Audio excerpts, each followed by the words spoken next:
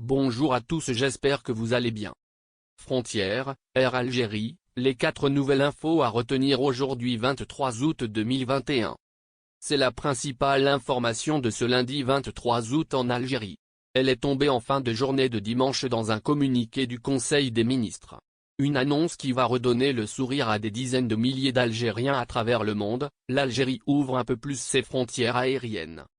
En effet, le président algérien a autorisé ce dimanche le renforcement des vols avec les pays déjà desservis, France, Allemagne, Italie, Espagne, Turquie, Tunisie et Russie, et l'ajout de nouvelles destinations. La mesure devrait entrer en vigueur dans les prochains jours, probablement début septembre, après la validation des programmes de vol qui seront présentés par Air Algérie. Après l'annonce de cette décision, une question est sur toutes les lèvres: quels pays seront ajoutés et quelles destinations actuelles seront renforcées?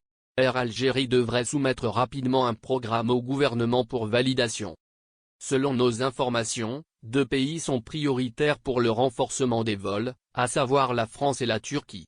3 autres pays sont bien placés pour accueillir des vols commerciaux Air Algérie: le Canada, les Émirats arabes unis et le Qatar. Plus de détails ici.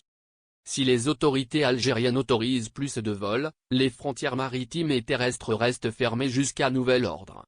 Il est donc inutile de se précipiter sur les billets mis en vente par la compagnie maritime française Corsica Linea pour fin août et septembre prochain. Corsica Linea n'ignore pas que les traversées entre l'Algérie et la France sont interdites dans les 2 sens, mais elle met quand même en vente des billets qui ne profiteront pas à leurs détenteurs puisque les liaisons n'auront pas lieu et seront annulées. Par ailleurs, l'Algérie a décidé d'ouvrir un nouveau consulat en France. Une représentation sera bientôt inaugurée à Rouen, a annoncé, ce dimanche Abdelwahab Yagoubi, député de l'émigration et membre de la Commission des Affaires étrangères à l'Assemblée populaire nationale, APN.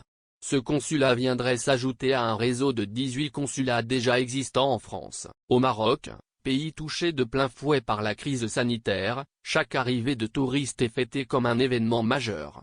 Vendredi, un groupe de 189 touristes polonais a été chaleureusement accueilli à Agadir, rapporte ce dimanche le site marocain Le 360. Après plus d'1 an de suspension des lignes aériennes avec un certain nombre de pays du fait de la pandémie, ce vol était très attendu. Ce voyage s'inscrit dans les efforts déployés par notre société pour développer les liaisons directes avec l'aéroport d'Agadir et de créer une opportunité de relance économique dans la région, a expliqué un des organisateurs du voyage.